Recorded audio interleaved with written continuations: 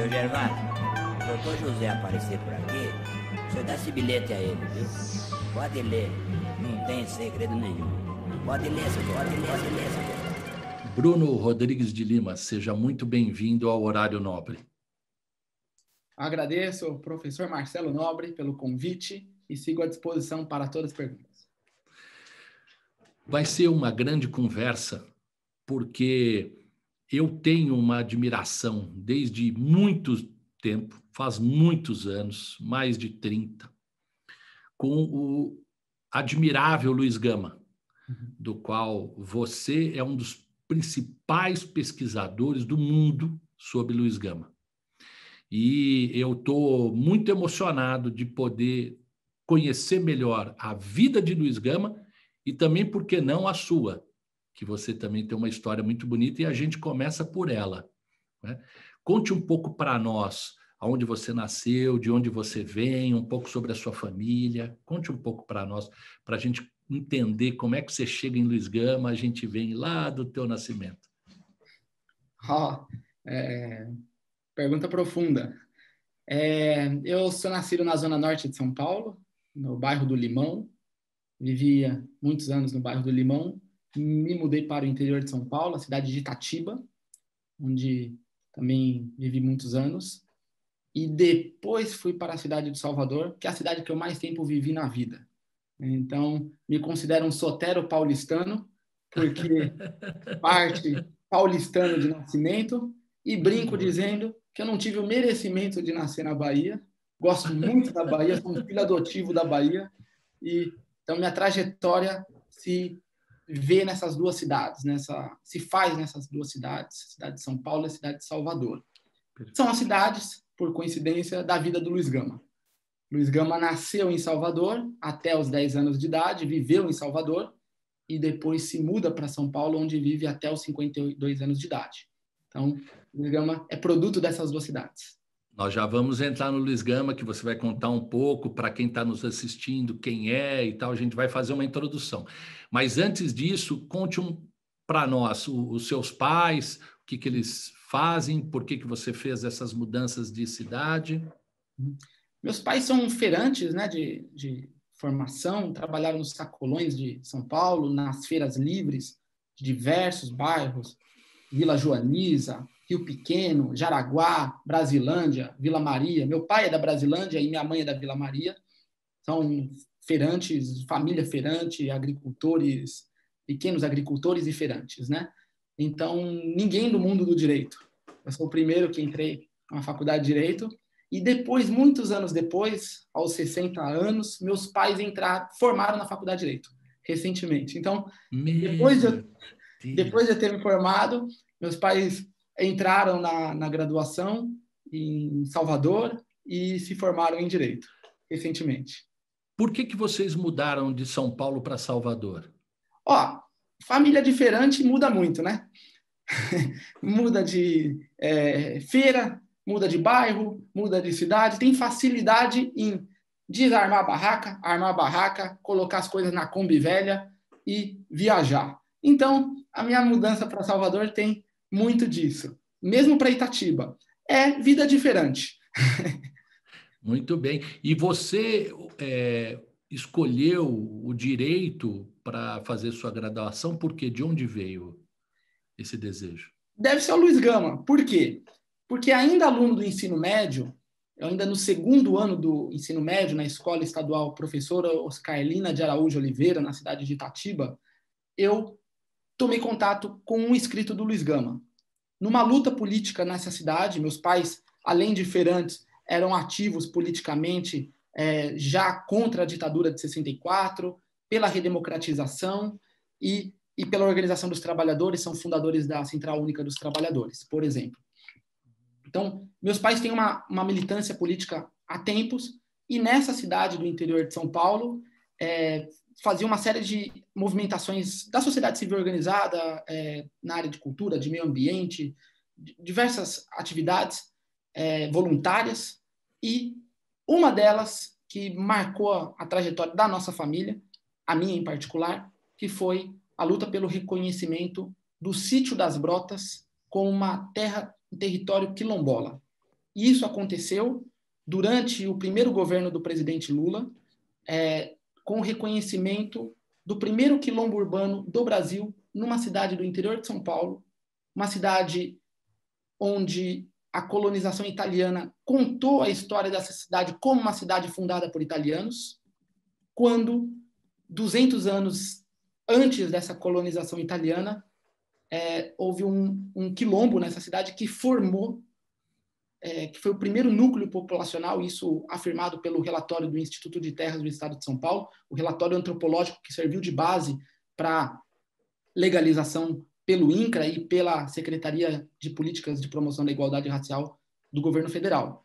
Então, nesse contexto, isso a gente está falando de novembro de 2002 a março de 2003, eu estava diariamente nesse sítio das Brotas, onde é um núcleo importantíssimo de resistência negra desde a abolição, no mínimo, e eu conversando com as matriarcas do sítio Brotas, tia Aninha, tia Maria do Carmo e tia Lula, eu ouvi a história da resistência negra naquela cidade e da abolição da perspectiva dos movimentos do abolicionismo negro. E assim eu ouvi que existia a história de um advogado negro naquela cidade. Então, aluno do ensino médio, aluno que gostava de história do Brasil, história geral, desde muito cedo, eu me interessei pela história do Gama e fui ao Arquivo Municipal de Itatiba procurar o Luiz Gama. Isso em 2003 ou 2004, no mais tardar em 2004.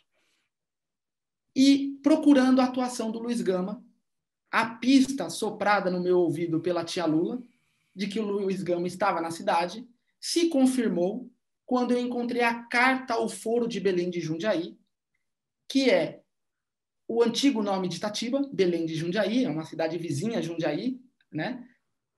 A carta de Luiz Gama ao Foro de Belém de Jundiaí, de setembro de 1869, termina com a seguinte frase, que eu guardo de cabeça porque é uma frase exemplar para quem ama o direito, que é: o Luiz Gama, em petição ao juiz Soares Muniz, conclui dizendo: quero que a lei seja uma verdade respeitada no Foro de Belém de Jundiaí, e não um joguete pernicioso posto fortuitamente nas mãos da imbecilidade.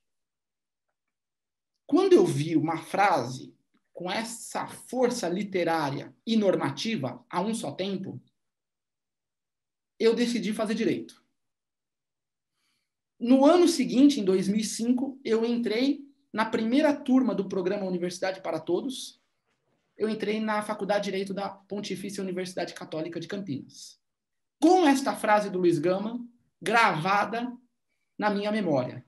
Então, eu curso 3 anos da Faculdade de Direito em Campinas, na PUC de Campinas, mas sempre com a ideia de ir para a Bahia. Então, eu voltei à Bahia durante esses 3 anos iniciais da Faculdade de Direito, mas não podia morar lá porque estava no meio da graduação. Mas pensei, dados os eventos da minha vida e da vida da minha família diferente que consegue rapidamente e gosta de mudança, se adapta muito facilmente, falou, vamos para a Bahia. Então, arrumamos as coisas, pensamos direitinho e fomos para a Bahia num dia 6 de janeiro, atravessamos a estrada de carro até Salvador, Itatiba, Salvador. E eu já tinha decidido de minha parte ir para a Bahia, mas eu tinha 18 anos de idade, 17 ou 18 anos de idade, e eu entrei muito cedo na Faculdade de Direito. Isso que eu ia falar. Você precisa contar essa história, porque essa história também foi matéria da mídia. Você precisa contar essa história.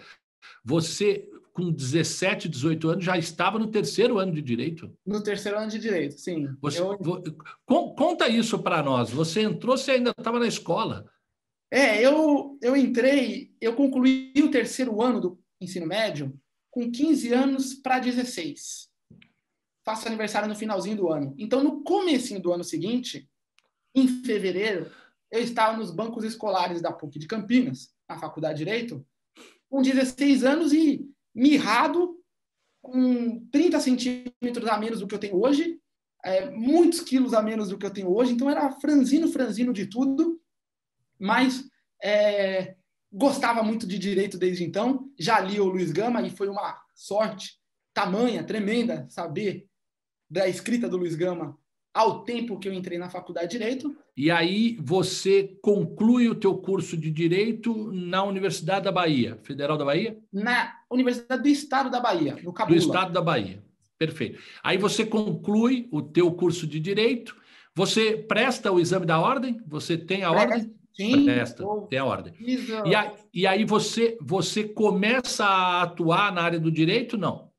Eu atuo por 1 ano e meio, quando eu decido que a minha pesquisa de graduação na Universidade do Estado da Bahia, que foi sobre a obra, um processo, aliás, do Luiz Gama, a defesa do africano Congo de nação no TJ de São Paulo, eu tinha um fragmento desse processo, não tinha ele todo, aliás, esse é um processo inédito também, a extensão dele, porque nós conhecemos a discussão do habeas corpus, mas nós não conhecemos ainda, as obras completas restituem isso, a íntegra desse processo, que se desmembrou por outras ações judiciais, entre elas uma ação de liberdade na comarca de Campinas. Então, para a defesa do mesmo paciente, né, do mesmo libertando o africano Congo Caetano. O nome dele é Caetano.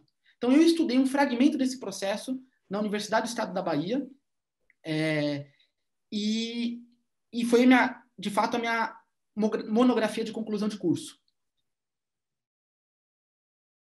Então, mas assim que eu concluí a graduação, eu levei 2 agendas de trabalho ao mesmo tempo. A pesquisa do Luiz Gama nos arquivos, em São Paulo, sobretudo, e a advocacia no interior da Bahia. Então, na semana que eu me formei, e eu já tinha feito o exame de ordem durante a graduação, então eu me formei e recebi o meu diploma como membro da Ordem dos Advogados do Brasil, seção Bahia, e eu comecei a advogar no interior na mesma semana. Então, comprei meu terno, comprei um jogo de camisa, de gravatas, e falei, quer saber? Começo a advogar aqui no município, na comarca de Coração de Maria, próximo de Feira de Santana. Ao mesmo tempo em que eu continuava a empreitada nos arquivos, buscando os originais, os manuscritos do Gama. Por um tempo... Essas pesquisas financiadas por você mesmo. Você mesmo financiada pela minha prática advocatícia. Perfeito. Então, você ganhava e o teu lado de pesquisador, você investia nele na vida do Luiz Gama. Eu era um pesquisador independente, eu não tinha nenhum vínculo institucional, depois que eu me formei na Universidade do Estado da Bahia, mas eu tinha certeza que eu queria continuar estudando o Luiz Gama. Eu já tinha ido no arquivo algumas vezes, já tinha ido em bibliotecas de obras raras, sempre procurando o Luiz Gama. Como eu disse, essa procura começou ainda no ensino médio, quando eu fui no Arquivo Municipal de Itatiba, mas eu comecei a levá-la profissionalmente no final da graduação em Direito, onde eu tinha certeza que eu ia estudar a fundo a obra do Gama.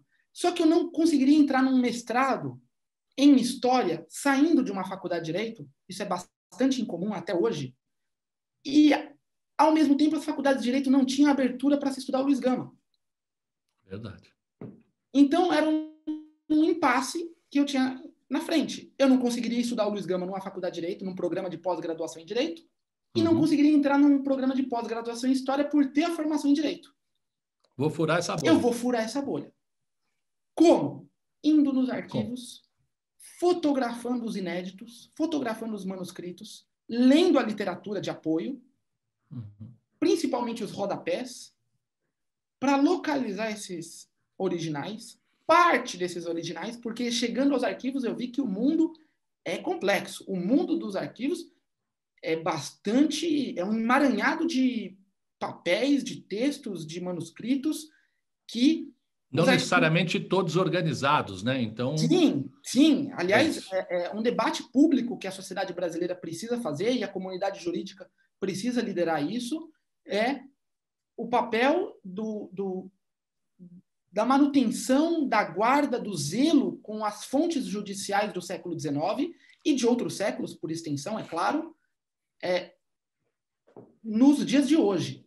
nós precisamos discutir a sério a preservação das fontes judiciais e de outras fontes, igualmente, para que a pesquisa, nesta e nas próximas gerações, seja vista como um bem essencial ao desenvolvimento nacional.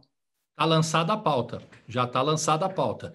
E eu quero avançar e já te pergunto de forma muito objetiva, para que todos aqueles que estão nos assistindo saibam, quem é Luiz Gama?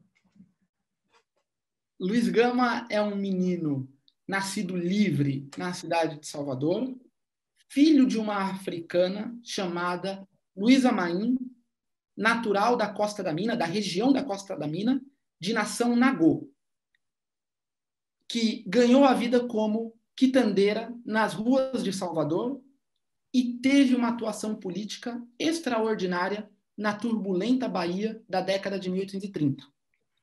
Então, o Luiz Gama é filho de Luísa Maim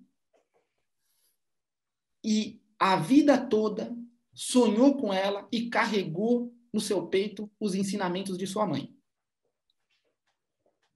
Gama atravessou as mais cruéis desventuras que um ser humano nesta terra pode atravessar, sendo vendido pelo próprio pai aos 10 anos de idade e reduzido à escravidão.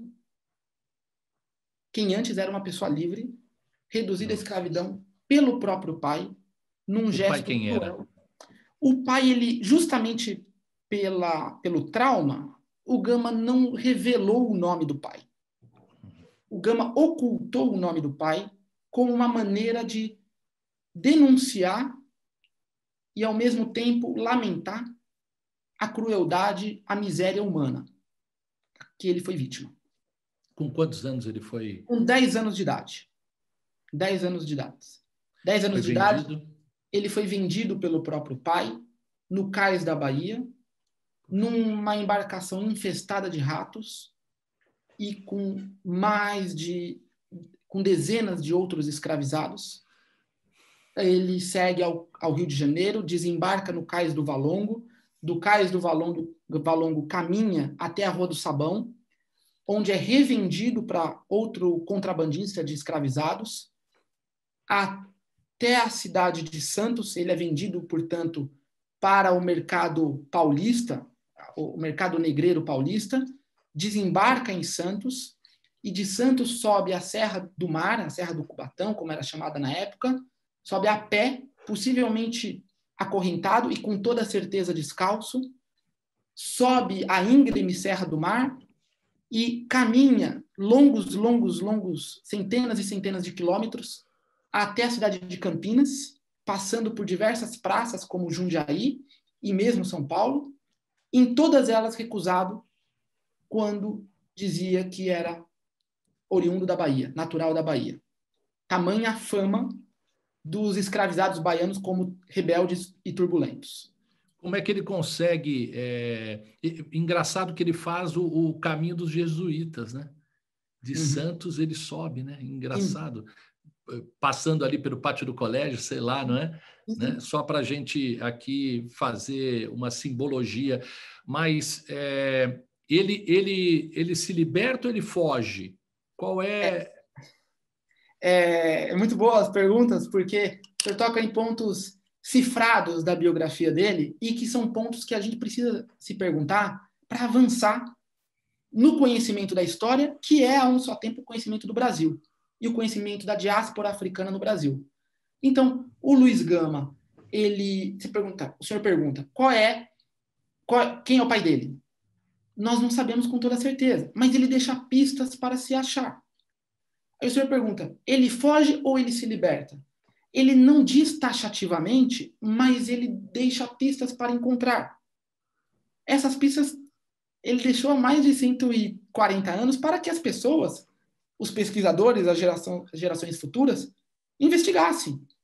E com investigações a gente pode chegar a resultados muito interessantes. Por exemplo, o fato de que sim, ele fugiu e ele assentou... Com quantos anos? Com 18 anos completos. Então ele fica 8 anos escravizado, passando por essas situações todas que você, de forma muito resumida, contou. Sim, ele passa 8 anos escravizado região da Praça da Sé, na antiga Travessa do Comércio, perto da, aliás, Rua do Comércio, perto do Largo da Misericórdia. Ele também era jornalista, porque tudo bem que não era formado, era um rábula como para o direito, vamos colocar entre aspas um rábula como jornalista, mas ele me impressiona demais, e isso eu queria muito saber de você, que sabe tudo de Luiz Gama, como é que ele passa a ter a oportunidade de escrever para os jornais e ter uma coluna? Como? Como que um menino que fica 8 anos escravizado consegue fugir, que é isso que depreende da história dele, consegue chegar a esse nível, a esse ponto? E outra coisa, aproveitando, né? Ele consegue uma coluna, consegue espaço na mídia, e como é que ele consegue ter acesso às aulas de direito, ao conhecimento jurídico, para ele poder também defender irmãs e irmãos?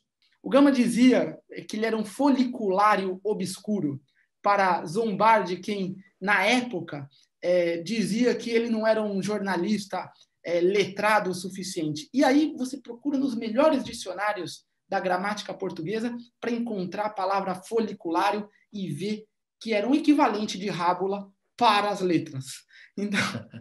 Então, mas quem é que busca essa palavra foliculário para se defender no meio de um debate público?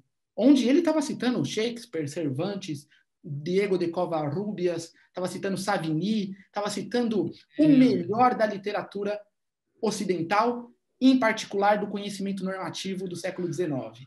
Então, que trajetória é essa?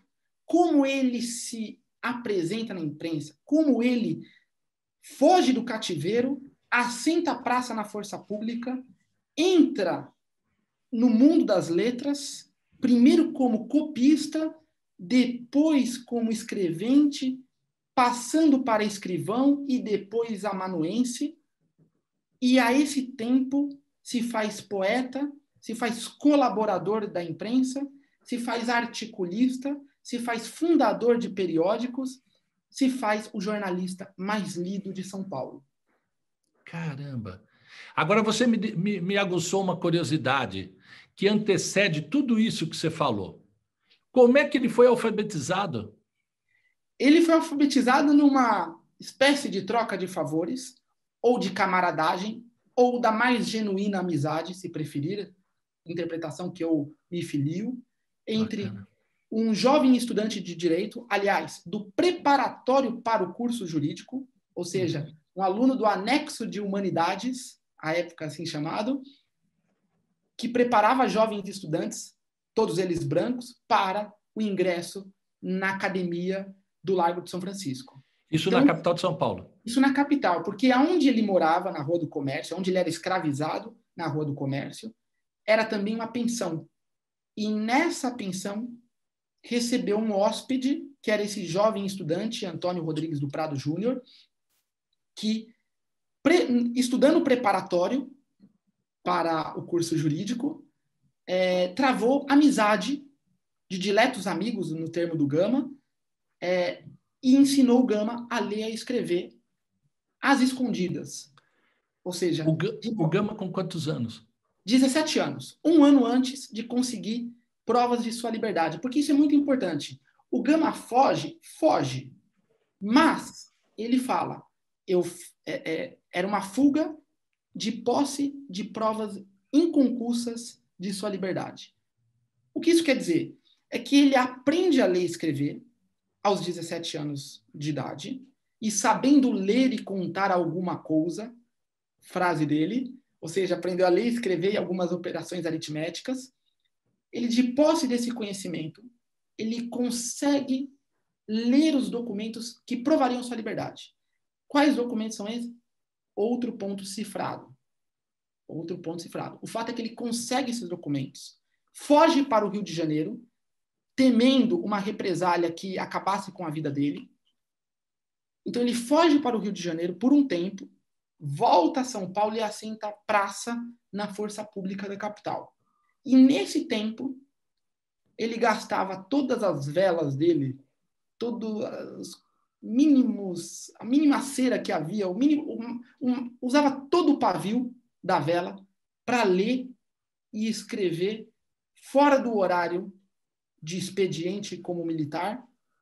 Ele passava as noites lendo, e ele registra isso em condições precárias, hostis, sem cama para dormir, dormindo numa tarimba, como se chamava, num estrado de madeira, num lugar muito duro que enchia d'água, né? Que sofria de enchente.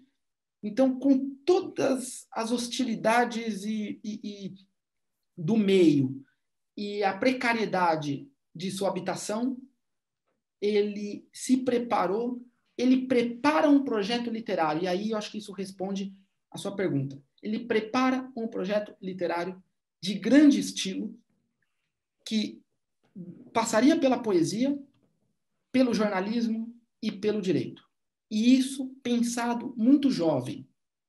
Ele pensa isso, ele não é alguém que é levado pelos demais ou que aproveita circunstâncias acidentais. Não.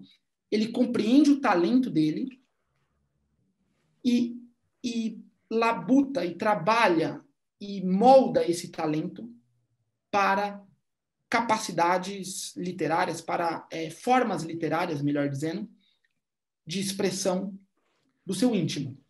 Mas espera um pouquinho.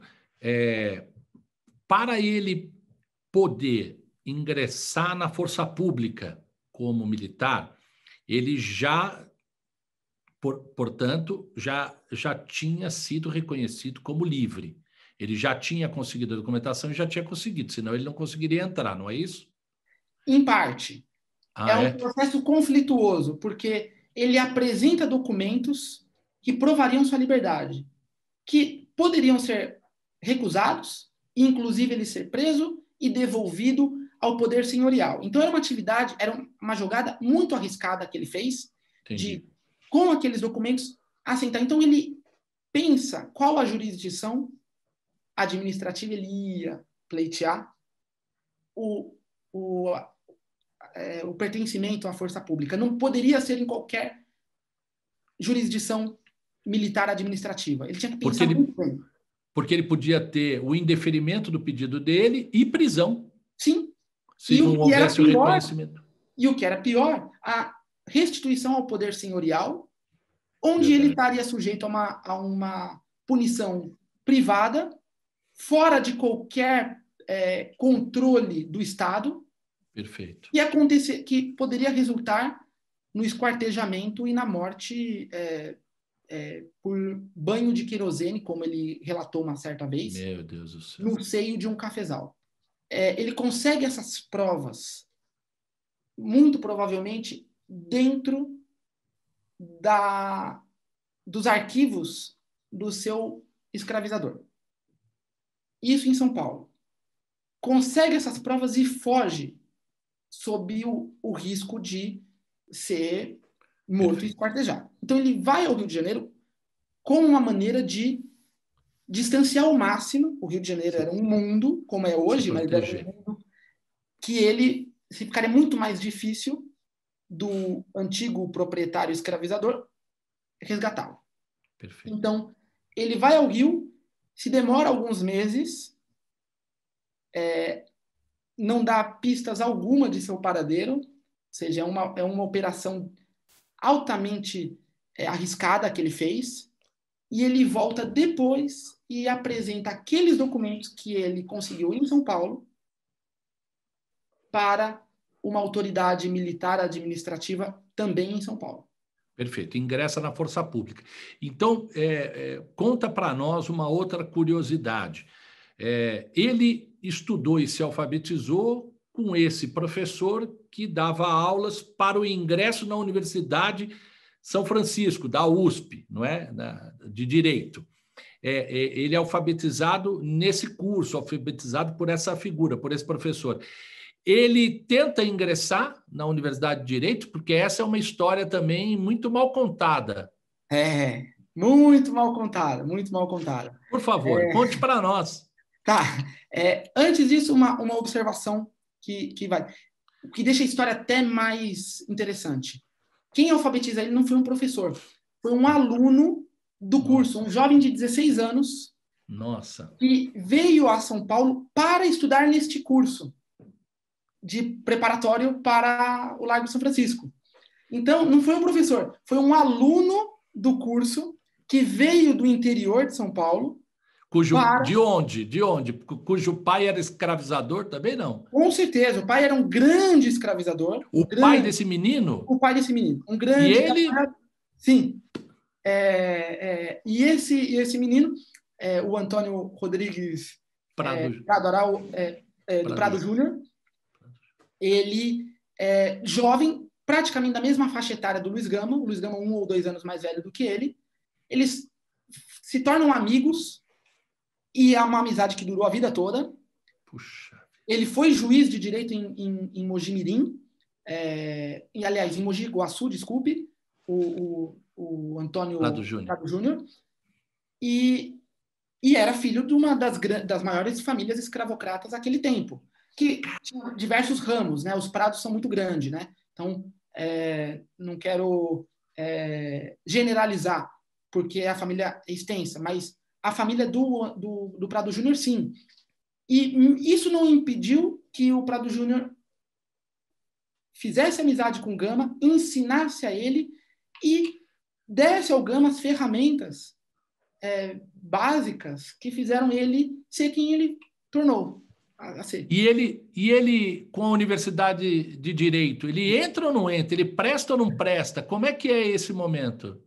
Isso essa é outra questão importante. Vamos lá. Pelo seguinte, o Gama nunca disse que tentou estudar na Faculdade de Direito do Largo de São Francisco. O Gama nunca disse que sequer tentou, nem que estudou, nem que tentou estudar. Os contemporâneos do Gama, a crônica da época, também não registra de modo assertivo nada nessa direção. Depois que o Gama morreu, apareceram 2 ou 3 textos de memória que reportava fatos de 20, 30 anos pregressos sobre a possibilidade do Gama ter ou não ter estudado lá. Repare, o Gama, todo mundo queria dizer que era amigo do Gama, quando o Gama morreu. O Gama morreu numa apoteose cívica jamais vista na história do Brasil. Isso eu queria ter também esse momento, que eu sou muito curioso dele, do momento do desencarne do Gama, quando o espírito dele se desincorpora da carne, com a missão cumprida. Mas nós vamos chegar lá. Nesse momento, então, todo mundo queria ser amigo do Gama e, por isso, 20 anos depois, dizia que ele tinha estudado, que estava junto, etc. Ele mesmo nunca, e não tem nenhum registro sobre isso na universidade. Exato. É exatamente isso. Agora, se nós levamos a sério o projeto literário do Gama, lançado ainda na década de 1850, 12 anos depois de ele ter sido alfabetizado, ele lança um livro. É um tempo recorde. Ele é alfabetizado. Ele foi alfabetizado aos 17 anos de idade. Aos 18, ele consegue provas de sua liberdade, foge do cativeiro e assenta a praça na força pública. E aos 29 anos de idade, portanto, 12 anos depois de ter sido alfabetizado, ele publica o primeiro livro de sua trajetória, que é o livro Primeiras Trovas Burlescas de Getulino. Isso aos 29 anos de idade. É um feito sem precedente nas Américas. Alguém sair do cativeiro, poucos anos depois, publica um livro com o melhor da literatura poética portuguesa, lusitana, é claro, ibérica por extensão, espanhola, ou seja, italiana, francesa, com referências mitológicas de um grande leitor dos clássicos, greco-romano, e de outras localidades do globo, a exemplo do pseudônimo que ele adota, Getulino, que é um originário da Getúlia, um território africano. Incrível, incrível. Mas me diz uma coisa, como é que o Gama tinha acesso aos livros que ele lia? Como é que ele tinha acesso à cultura? Uhum. O Gama entende muito bem como era a ascensão social, a mínima ascensão social possível a um liberto numa sociedade escravocrata. E ele sabia que era inolvidável, imprescindível, ter relações de compadrio.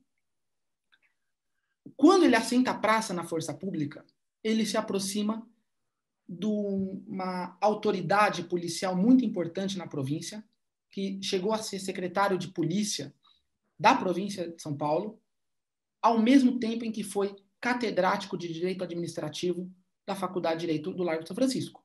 Então, um catedrático acadêmico e uma autoridade policial, chamada Furtado de Mendonça. Francisco Maria de Souza Furtado de Mendonça.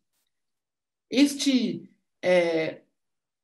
português nascido em Luanda, Angola, africano, portanto, que fez a vida no Brasil e foi uma autoridade de um burocrata de grande importância nessa fase do Império Brasileiro, que da década de 1840 a 1880, por longos 40 anos, Furtado de Mendonça foi uma das principais referências no mundo acadêmico do direito e no mundo administrativo policial.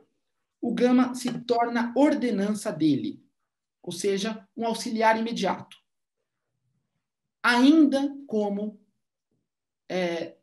oficial da Força Pública, cabo de esquadra graduado, como era a patente máxima que o Gama alcançou na Força Pública.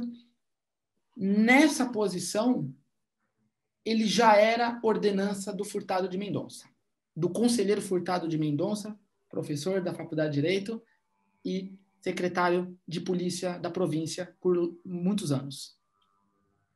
Então, esse professor tinha a chave de duas das principais bibliotecas da província. A biblioteca da Secretaria de Polícia, com todo o repertório multinormativo das multinormatividades existentes, certo?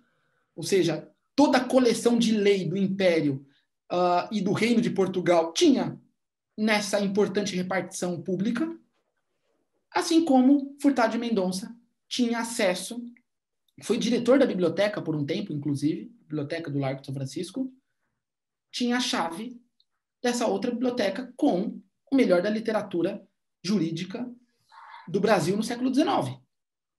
Então, o Gama ele frequentou essas duas bibliotecas. Uma por dever de ofício, como funcionário público da Secretaria de Polícia, e a outra como ordenança do conselheiro Furtado de Mendonça. Com isso, não significa, de maneira alguma, que ele estudou ou quis estudar na Faculdade de Direito.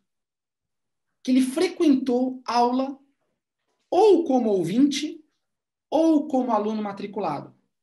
Se nós entendermos e levarmos a sério o projeto do Gama, projeto literário revelado ainda na década de 1850, nós temos razões de sobra para primeiro duvidarmos, que é um exercício de crítica importante, e depois para examinarmos melhor se o Gama quis estudar na Faculdade de Direito.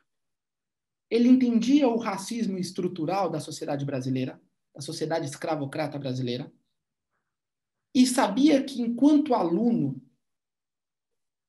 e enquanto acadêmico, portanto, doutor de Bóra e Capella, por exemplo, ele teria um limite na crítica, no projeto literário que ele vinha trabalhando, um projeto literário que compreendia o direito como uma tribuna nobre, como uma literatura nobre, que deveria ser dignificada. E aí ele passa a exercer a advocacia? E aí ele entende que ele tem que ir para a advocacia, mas o percurso era longo. Ele não podia errar, como ele não errou para entrar na força pública, no lugar certo, na hora certa, ele não podia errar a hora de pedir a licença para advogar, sob o risco de afundar, de naufragar o projeto literário que compreendia o direito como um lugar de excelência, que é. Uhum. Em que momento ele, então, passa a advogar? E uma outra pergunta, ele chegou a aprender outro idioma? Ele lia em outros idiomas? A grandeza do projeto é essa. Ele tinha que desamarrar da ignorância acadêmica, que no máximo lia um francês bem fraco, digamos, a verdade sem rebuço, outro termo dele. Ele precisaria sim ler em outros idiomas, ele precisa ser versado em latim, ser versado em francês, em espanhol e em italiano. Né? Ele tinha que ler as comédias italianas, os libretos de ópera italiana, para escrever a poesia que ele escreveu. E ele precisava ler o direito administrativo francês para se tornar o advogado que se tornou. Só que ele passa quase 20 anos na Secretaria de Polícia de São Paulo, se preparando para entrar na advocacia. Ah, tudo isso foi, é? É muito tempo, é muito tempo. Um grande estrategista, né? Ele sabia que se ele tentasse antes, ele corria o risco de não conseguir atingir o objetivo. A desigualdade de armas era tão gritante, tão abissal, que ele não poderia errar o momento. E isso é uma qualidade para um grande advogado, o senhor sabe disso muito melhor do que eu. É preciso ler o cenário de forças numa determinada demanda judicial para acertar a estratégia correta, certo? E aumentar, portanto, as chances de vitória do melhor direito. O Gama entende isso muito cedo e prepara o ingresso dele, e prepara em grande estilo. Em grande estilo. A história do Gama é muito mal contada em vários aspectos. Esse de que ele foi recusado de ser um aluno da Faculdade de Direito é uma história que muito conveniente para a história oficial do Largo de São Francisco. Né? E o Largo de São Francisco, num exercício de humildade, de autocrítica, através do seu corpo docente, que eu espero que um dia faça isso, e do seu corpo discente e demais funcionários, pensem em conjunto, se o Gama mesmo quis estudar ali, qual é a dívida histórica do Largo de São Francisco com o Gama? Houve um reconhecimento da universidade.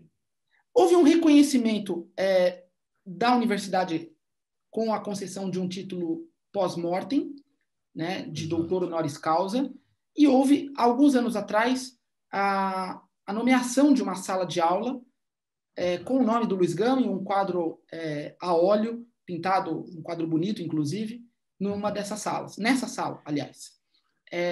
E a Ordem dos Advogados do Brasil também. Também. Só que nós estamos em 2021, meu caro Marcelo Nobre, e tempos difíceis, né? Muito. Exigem respostas fortes, exigem respostas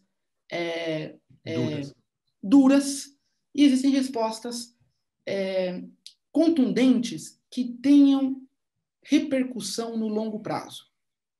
Essa é a dimensão da responsabilidade do corpo docente da Faculdade de Direito do Largo de São Francisco, em especial, do Conselho Federal da OAB, também, como órgão que homenageou o Gama há 6 anos na solenidade na Universidade Presbiteriana Mackenzie, de concessão do título de advogado pós-mortem. O que eu quero dizer com isso?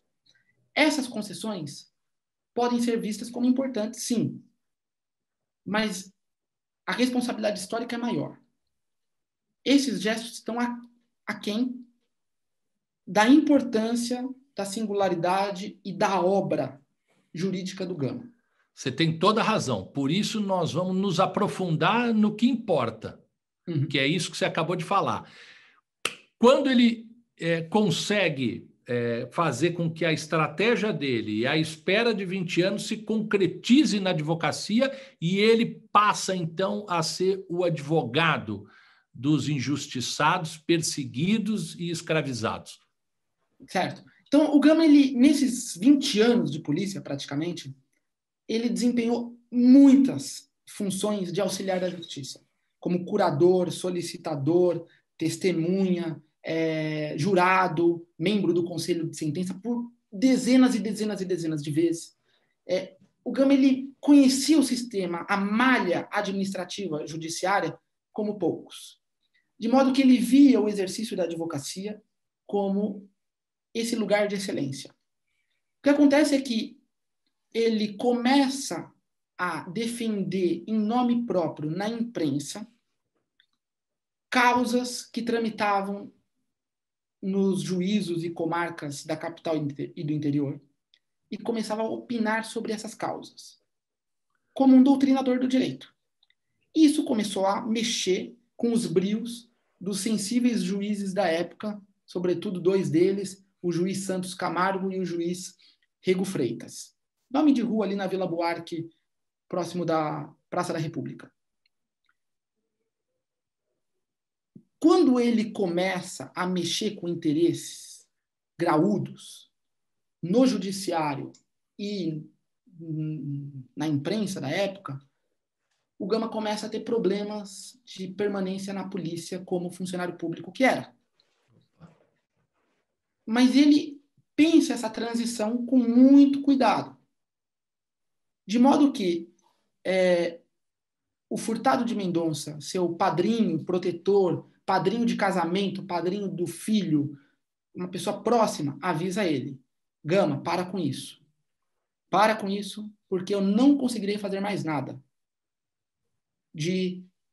Ou seja, revelando que o próprio Furtado de Mendonça agia como um mediador de conflitos em esferas informais. E protetor. E protetor. Só que chegou num momento que ele disse: eu não consigo mais. E fala isso, e o Gama leva isso a público, dizendo que o próprio protetor disse que se ele não parasse, o aviso era de que prenderiam ele, deportariam ele e perseguiriam ele. Eita. E o Gama fala: não me importa. Eu tenho o juízo tranquilo, a consciência tranquila, o sono leve, o sono profundo dos justos. Em síntese, era isso. E tenho amigos em toda parte. Que é uma belíssima resposta, dizendo: tentem contra mim, que vocês não dormirão tranquilos. Né? Então, o Gama era uma pessoa que andava armado, conhecia todos os becos de São Paulo e sabia se proteger muito bem, né? Na luta corporal e nas palavras na tribuna da imprensa. Com isso, e aí respondendo objetivamente a sua pergunta. Como é que ele teve espaço na imprensa? Quem foi que abriu isso? Responde primeiro a outra pergunta, depois, por favor, não esqueça disso, que eu tenho uma curiosidade muito grande. Certo. O Gama, então, ele na antevéspera de Natal de 1869, ele vai a um juiz pedir a provisão para advogar. Ele tinha sido demitido da polícia havia 30, 35 dias, algo assim. Demitido por quê?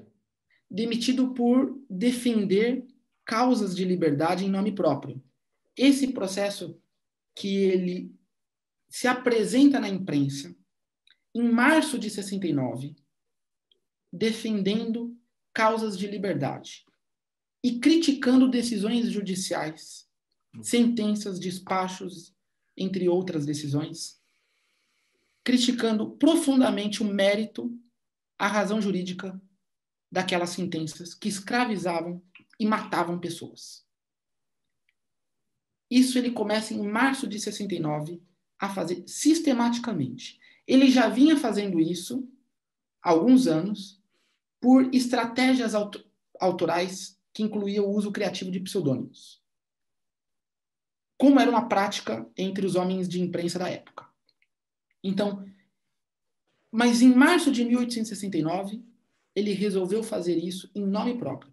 Olha bem o paradoxo. Ele era um funcionário de polícia, sujeito a crime de opinião, de responsabilidade e perda do emprego, o que de fato se verificou naquele mesmo ano, e ele começa a defender princípios de liberdade, regras processuais para libertação e alforria de escravizados. Ele começa a fazer isso sistematicamente desde março de 1869, quase toda semana.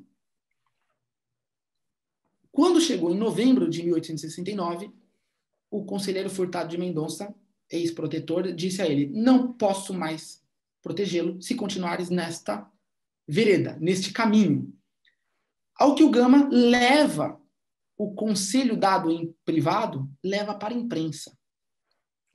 E o padrinho, então, de seu filho e de seu casamento, teria rompido com ele por causa disso. E o Gama não tem um problema com isso. O que está em jogo é a abolição, são os direitos de 1.500.000 vítimas do mais horrendo crime contra a humanidade possível, que é a escravidão.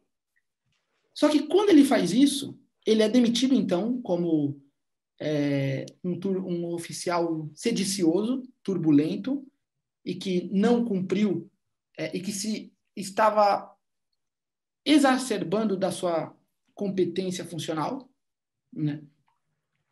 Com isso, com esse argumento, ele é demitido da polícia.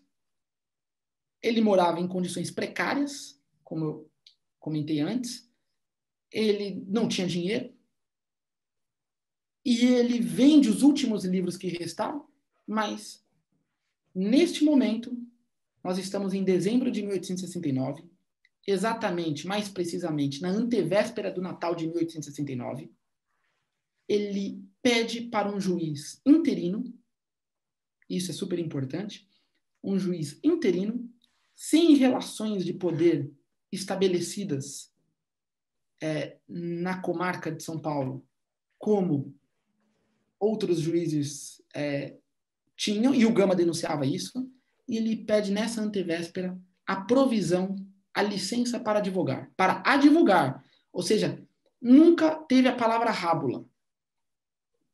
A palavra rábula é uma invenção posterior e, portanto, anacrônica ao período. O Gama pede para advogar, é atendido o pedido dele, o juiz tem uma resposta muito hábil, que é importante destacar, que ele pede para o juiz pede para que se levantasse o fluxo de processos na comarca e a ausência de advogados habilitados para advogar. E uma vez que havia uma defasagem entre processos e advogados, processos pendentes de julgamento e advogados, ele concedia a licença para advogar. O Gama consegue essa licença e aí coloca embaixo do braço, defende ela com um empenho, zelo, dedicação imensa e começa a tribuna dele na advocacia, que se estenderia ininterruptamente até 24 de agosto de 1882, a data em que ele morreu e que registra a maior apoteose cívica da história desse país. 1,5 milhão de escravizados, ele consegue a licença para advogar. O que ele faz? Imediatamente. Imediatamente ele levanta as causas que ele poderia entrar, as jurisdições que ele poderia atuar, e começa a bater na porta dos juízes pedindo o direito de liberdade dessas pessoas. Por estratégias, métodos, meios, argumentos variados, diferentes, que não se limitavam de modo algum a uma reprodução da legalidade vigente. Então, o Gama vai fazer uma leitura processual, por exemplo, e de cotejamento de testemunhas e de institutos jurídicos não adaptados ao Brasil, e sim a Portugal.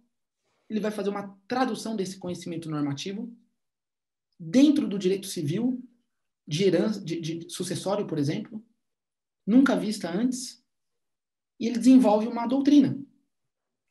Então, a ideia que nós conhecemos do Gama, reprodutor da lei de 1831, ou seja, a lei proíbe a entrada de africanos em território nacional. Esse é um argumento primário, de que ele seria um legalista moderado que adaptaria, ou seja, que faria um uso automático praticamente dessa lei. Faria um uso, um conhecimento do direito que se limitaria a uma denúncia de um desvio, não desvio, mas de um descumprimento do preceito legal, como se isso bastasse. Então, o Gama, são muitos os casos. Entre eles, talvez como síntese, e respondendo talvez objetivamente a sua pergunta, ele pega a licença para advogar e ele mira numa causa estratégica que se tornaria a maior libertação de escravizados através de ação de liberdade, que era um processo próprio, a maior ação de liberdade das Américas. A maior ação por conta da quantidade? Por causa, sim, eram 200. Sim. 200? Foram 217 escravizados. Jesus. Libertos. Meu Deus. Pelo Gama, por sentença passada pelo Superior Tribunal de Justiça, na época, a maior corte do país, que decide, o Gama consegue essa vitória em todas as instâncias, começando em Santos. Ele advoga em Santos, porque em outros juízes era fechado para ele. Ele não conseguiria, a margem de vitória dele era mínima. Ele começa em Santos? Santos é o centro da estratégia jurídica do Gama. Santos é o centro do abolicionismo do Gama. E então recorrem e vai para o Tribunal de Justiça de São Paulo. Antes disso, o advogado da parte escravizadora, acredite se quiser, José Bonifácio Moço, professor da Faculdade de Direito do Largo de São Francisco, tem todo tipo de recurso protelatório. Aliás, não é nem recurso, é uma litigância de má-fé nesse caso, deve-se dizer, e o Gama apontou isso na hora correta, porque o Zé Bonifácio tentou tirar essa causa de Santos de todas as maneiras, levando para amparo, para Jundiaí, para São Paulo. Em todos os juízes das respectivas comarcas declararam que a competência era de Santos. E o Gama ganha nesses lugares também. Então é uma causa que o Gama ganha em diversas comarcas, fixando a competência em Santos. 216 escravos ganham a liberdade nessa causa dele, pensada estrategicamente. É um volume sem precedentes, é uma quantidade de gente sem precedentes nas Américas, numa única ação judicial, processada por anos. Só que uma nota triste dessa vitória, e que certamente doeu no coração do Gama, haja vista a maneira como ele pouco falou dessa causa na sua vida toda, que foi o fato que ele perdeu um único ponto do argumento. E esse ponto significou a demora de 8 anos na concessão da liberdade final para essas pessoas, o que resultou fatalmente na morte de 100 de escravizados. Tamanha a baixa expectativa de vida da época, sobretudo de uma pessoa escravizada em condições desumanas. O Gama, ele consegue essa vitória, mas ele perde no prazo de validade de início dessa liberdade. É uma vitória? É uma vitória. Sem precedentes? Sem precedentes. Mas não chega a 100. Morreram 80 pessoas aproximadamente no curso temporal dessa condição imposta pelo tribunal. Mas foi a ação que abriu a porteira.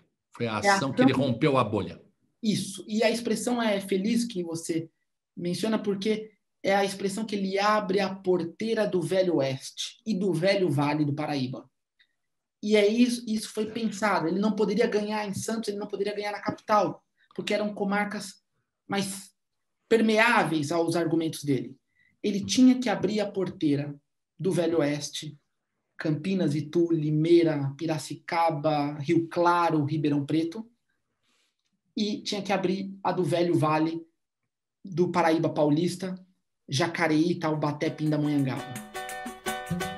Mas eu queria te dizer que o jornalista da BBC Brasil, o Leandro Machado, mandou uma pergunta para você. Queria perguntar para o Bruno a respeito da recepção que o Luiz Gama tem hoje na sociedade, né? Nos últimos anos, ele tem sido bastante citado por movimentos conservadores, até em contraposição à figura do Zumbi dos Palmares, que é um símbolo do movimento negro. Queria saber do Bruno por que isso acontece, e também queria saber se o Bruno considera o Luiz Gama um abolicionista, um ativista radical ou moderado. Muito obrigado, um abraço. É um abolicionismo radical, é um abolicionismo que tem em vista o relógio político da abolição, então ele visa adiantar o relógio da abolição.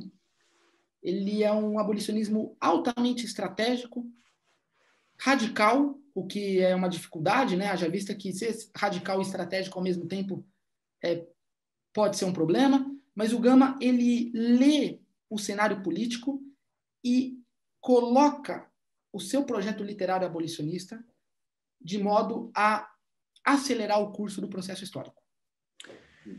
Deixa eu lhe fazer uma pergunta. Ele era um abolicionista radical, mas ele era tão inteligente e a estratégia dele para conseguir atingir os seus objetivos era tão genial que a sua radicalização parece moderada? É uma leitura sagaz do abolicionismo do Gama. Então, a depender do ponto de vista, ela pode ser vista como moderada ou pode ser vista como radical. Mas se a gente examina a fundo, a gente vê um projeto tão radical que não teve equivalente na imprensa brasileira que combinasse imprensa e judiciário, sobretudo, se pensado nessa articulação, como o do Gama. Uhum. E a apropriação que se faz hoje é uma apropriação... A gente vive em tempos de oportunismo, de matizes e cores, ou melhor, de matizes e tendências variadas, que não surpreende nada. Quem, em 2021, achar que se surpreende com o noticiário, ou está muito mal informado, ou está numa ilusão grosseira que é até difícil de discutir a fundo. Por quê? O Gama sempre foi cuspido e escarrado pela história, ou melhor, a história oficial sempre cuspiu no Gama. O abolicionismo oficial, a literatura abolicionista mainstream, ou melhor, o cânone da literatura abolicionista, relegou o Gama a um espaço decorativo e caricatural, às vezes, né? No mais das vezes. E isso é algo, um dever histórico a gente pensar. Então, o que eu digo? Eu acho que eu estou precisando de um café. Vou dar um gole aqui. Fique à vontade, tome seu café. Eu vejo o Gama com uma coragem e um radicalismo impressionante de um lado. Mas vejo, por um outro lado, uma inteligência tão genial que ele sabia que aquilo não permitiria com que ele conseguisse tudo o que ele conseguiu. E essa inteligência dele colocou a dosagem certa para ele atingir o objetivo que ele queria. Por isso que ele foi o maior advogado brasileiro de libertação dos escravos e até das Américas, como você já colocou, porque ele conseguiu conciliar com a sua genialidade a coragem e o radicalismo, ao mesmo tempo com o que era possível. Eu lembro agora, nesse momento, de Ulisses Guimarães dizendo sobre a nossa Constituição cidadã, última, de 1988. Está aqui a Constituição possível. Está aqui aquela que esses representantes todos do povo, com as suas peculiaridades e defesas e pensamentos, conseguimos chegar a um denominador comum. Ele, se não tivesse essa genialidade e não agisse dessa forma, talvez ele não tivesse conseguido o que ele conseguiu. E por que ele era conhecido como Espartacus abolicionista? O Gama era um leitor da mitologia greco-romana e um profundo admirador da figura lendária do gladiador e libertador de massas de gentes escravizadas em Roma e na Trácia, que foi o Espartacus. Então, o Gama lia e se via, né, a história do Espartacus. Só que o Espartacus do direito, porque ele falou, se fecharem as portas dos tribunais, eu saberei ensinar aos desvalidos, aos desafortunados, a vereda do desespero. Eu saberei ensinar-lhes a vereda do desespero. Mas ele sabia, olha a condição, se fechassem as portas dos tribunais. Ele mandava, então, sinais para a pluralidade dos atores políticos, dizendo, as portas, os tribunais o tribunal é o último refúgio de uma ordem. Se fecharem as portas, o pouco que ela permanece aberta, eu saberei ensinar a vereda do Espartacus, que era da revolução, do levante revolucionário na força. E ele sinaliza isso diversas vezes, mas ele coloca a condição, se fecharem as portas dos tribunais.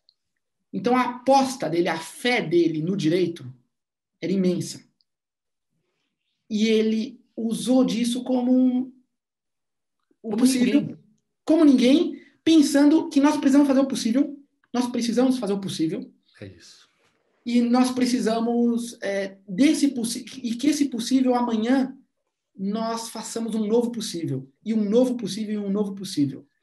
Então, aproveitando essa sua deixa, o que hoje Luiz Gama faria dentro desse possível, com essa luta contra o racismo estrutural, contra essa resistência da igualdade, não é? Do respeito? Como é que você enquadraria? Como é que você veria, olhando aqui o hoje, veria Luiz Gama?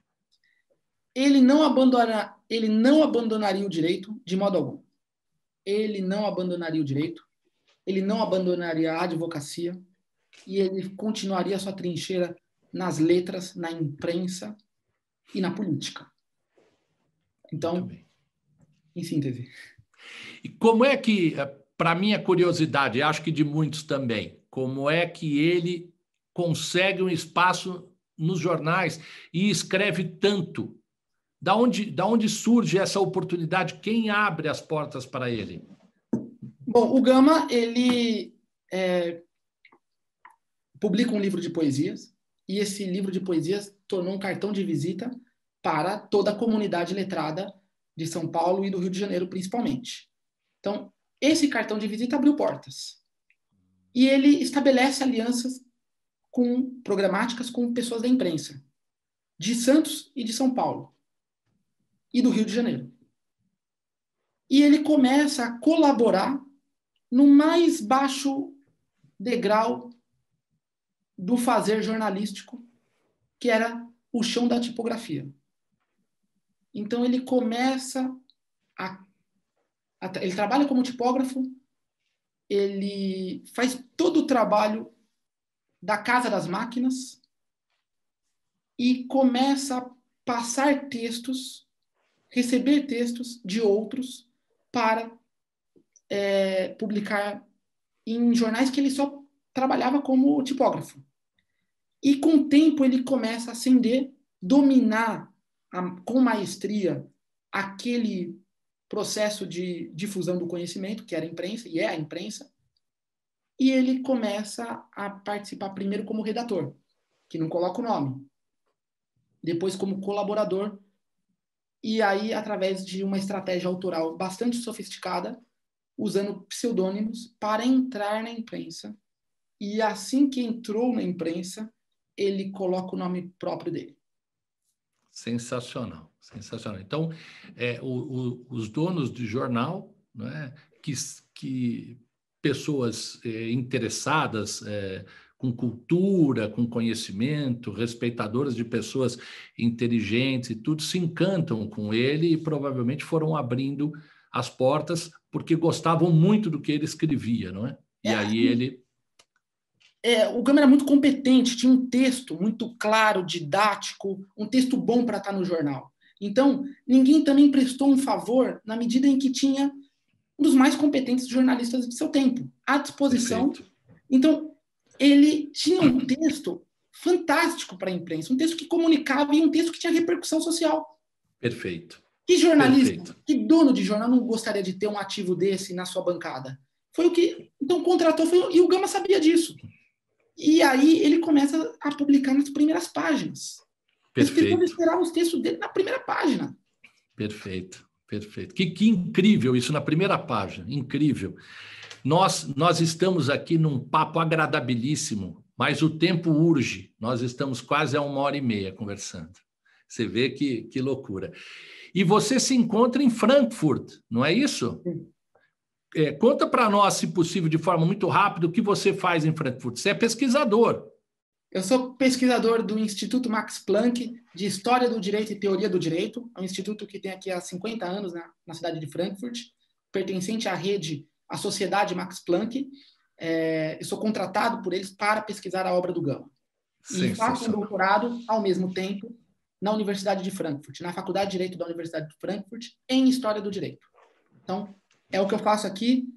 Um advogado da seção da OAB, seção Bahia, que hoje, há muito tempo, estuda a obra do Gama e hoje cursa e finaliza um doutorado em História do Direito na Universidade de Frankfurt com o Instituto Max Planck financiando a pesquisa. Parabéns, Bruno, parabéns. Agora nós temos, você é um orgulho para todos nós, viu? O que você produz em termos de Luiz Gama para nós é impagável, viu? É impagável. Que Deus lhe retribua em dobro tudo que você nos possibilita de conhecimento do Luiz Gama. Mas Amém. eu queria lhe dizer o seguinte, nós nos encaminhamos agora para o final do programa, porque o programa tem uma bitola, ele tem ali o seu tempo, não é? Eu gostaria de ficar aqui conversando contigo sobre Luiz Gama o dia inteiro. Gostaria de estar em Frankfurt para poder ir a um bar contigo, tomar um bom vinho e conversar horas e horas sobre Luiz Gama. Infelizmente, isso não é possível. Mas nós chegamos ao final do programa, e no final do programa, a gente sempre pede ao nosso entrevistado que conte um caso, uma situação, o que ele quiser contar, que ele nunca contou antes, nunca revelou. Conta para nós algo inédito do Luiz Gama que nós estamos muito curiosos para conhecer. Olha, pergunta de improviso assim. Olha, o Luiz Gama escreveu o maior texto jurídico da história do jornal A Província de São Paulo. O que significa dizer que o Luiz Gama não escreveu só um livro de poesias. O Luiz Gama escreveu também um tipo de livro de direito publicado de quase 20 mil palavras, o que dá hoje 60 páginas, em transcrição de hoje, mas se em transcrição tipográfica da época, daria facilmente 120 páginas, o que se configura como um livro de direito. Então, o papel de doutrinador do Gama será cedo, com as obras completas, conhecido e, portanto, reconhecido pela comunidade jurídica como um doutrinador do direito. Num caso nunca antes mencionado, que é um caso criminal de um roubo na Alfândega de Santos. Esse caso não tem nenhuma nota de rodapé em lugar nenhum, a não ser nas obras completas do Luiz Gama, que é o crime o crime da Alfândega de Santos, famosíssimo na época, conhecidíssimo, um estrondo, e o Gama desenvolve nesse caso em particular um estudo de provas e uma apresentação de provas, uma refutação da versão da polícia, e consegue a liberdade de seu cliente num habeas corpus julgado por margem mínima no Tribunal de Justiça de São Paulo. Ele ganha a vitória com um voto apenas de margem, quando tudo levava a crer que ele perderia aquele caso. É o caso do diretor do Tesouro da Alfândega, acusado de ter roubado a própria Alfândega, Antônio Lagarcha. Esse homem foi preso, esse homem comeu o pão que o diabo amassou, e o Gama foi tirar ele do cárcere de Santos e depois do cárcere da São Paulo, da capital, e faz isso escrevendo um libelo na imprensa, escrevendo na imprensa de São Paulo, na imprensa da corte, que é uma aula de direito penal, uma aula de direito processual penal, que o qualifica como um dos maiores doutrinadores da matéria. Sensacional. Quando nós vamos ter acesso a isso? Obras completas, volume Crime, 1877-1879, a ser lançado em 1º de novembro. Sensacional. No mais tardar em 1º de novembro deste ano. Sensacional. Queria duas coisas para finalizar contigo. Primeiro, você falou várias vezes no programa sobre um momento histórico, estrondoso da morte do Luiz Gama no momento. Conte para nós de forma sucinta, por favor, sobre esse momento. 10% da população de São Paulo, que então tinha 30 mil habitantes, ou seja, 3 mil pessoas foram em cortejo fúnebre do Brás, onde o Luiz Gama morava, na atual Rua Rangel Pestana, perto da Igreja do Brás, até o Cemitério da Consolação. Em todo o cortejo, um total de 3 mil pessoas, uma multidão sem comparação com qualquer funeral havido na época e mesmo depois. Então, que incrível! A multidão chorou e jurou, como disse um contemporâneo, que atendeu aquele momento cívico. Raul Pompeia disse: a multidão chorou e jurou. Sensacional. E ele morreu do quê? Ele teve uma diabetes crônica que deixou ele muito mal por 2 ou 3 anos e morreu em decorrência dessa diabetes crônica, daquela diabetes crônica. Muito bem. E por fim mesmo, conte para nós, existe algo sendo gestado sobre a obra de Luiz Gama para a televisão? Para a televisão, sim, tem. Tem para a televisão, para o streamer, grandes streamers do Brasil, tem para o cinema. Nós estamos na década de Luiz Gama. O que nós temos proximamente para ser lançado com relação ao Luiz Gama? Porque nós acabamos de ter o lançamento do filme do Luiz Gama. Extraordinário, estou louco para assistir, não é? E o que nós temos em seguida de novidade? Nós temos esse filme, que é uma grande novidade, que veio para ficar, só que é um filme que certamente pedirá outros. O público pedirá outros. Né? O público gosta de história do Brasil, gosta da história do Gama. Então, esse filme, que vem em excelente hora, será certamente acompanhado de outras produções audiovisuais na TV, nas plataformas digitais, em todas elas. Sensacional. Você está sendo instado, pelo conhecimento que você tem, gigantesco sobre Luiz Gama, a dar consultoria para alguma série, por exemplo, estilo série sobre Luiz Gama? Sim, tenho trabalhado junto com produtoras de audiovisual, com gente que conhece bem do meio, e vem coisa boa pela frente. Pode ter Que certeza. sensacional. Nós temos alguma previsão de data? Existe? Ainda não. A partir do ano que vem, acredito que as telonas terão mais Luiz Gama. Olha, que coisa boa. Eu fico muito, muito feliz de ouvir isso, né? Estou ávido por tudo de Luiz Gama, né? Quero lhe agradecer de coração a sua disponibilidade aí de Frankfurt de nos conceder essa belíssima entrevista, nos contar mais sobre Luiz Gama, essa figura extraordinária da história brasileira, e desejar a você muito mais sucesso ainda, que você tenha muita saúde, vida longa, para você dar continuidade a tudo isso que você tem feito. E, por favor, transmita ao seu pai que falou o meu carinho e o meu forte abraço.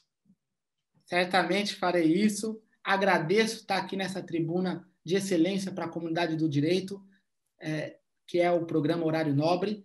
Muito, muito grato por sua alegre, gentil e bastante cortês entrevista. É uma alegria estar aqui falando com o senhor e com o público do Horário Nobre. É uma satisfação e estou sempre à disposição e desejo os votos de saúde, vida longa e mais conhecimento sobre o Brasil e sobre o Gama, que é sempre bom, oportuno e é um dever histórico, acredito. Verdade. Bruno Rodrigues de Lima, muito obrigado pela sua participação no Horário Nobre. Um grande abraço, apertado. E viva Luiz Gama! Viva Luiz Gama! Comentei com meu pai é uma figura que acompanha meus passos de perto, ainda bem, meu pai, minha mãe, meu irmão. E aí eu falei, olha, eu vou participar de um programa dirigido pelo Marcelo Nobre, que foi filho do Freitas Nobre, é filho do Freitas Nobre. Aí, na verdade, eu fiz o seguinte, eu não falei que eu vou apresentar, eu falei, pai, você conhece o Freitas Nobre? Foi assim, porque meu pai é uma figura, foi office boy no centro de São Paulo, conhece a cidade como o Centrão como a palma da mão, foi metalúrgico em São Paulo, foi militante político nos 70, no 80. Claro que eu conheço o Freitas Nobre. Eu encontrei com ele em passeata e coisa assim. Não tinha nenhuma proximidade. Mas eu perguntei ao Freitas Nobre, foi assim, de bate-pronto, de primeira. Claro que eu conheço. Encontrei ele. Aí ele falou, filho, em qual passeata que eu vi ele? Ele contou assim uma cena da passeata.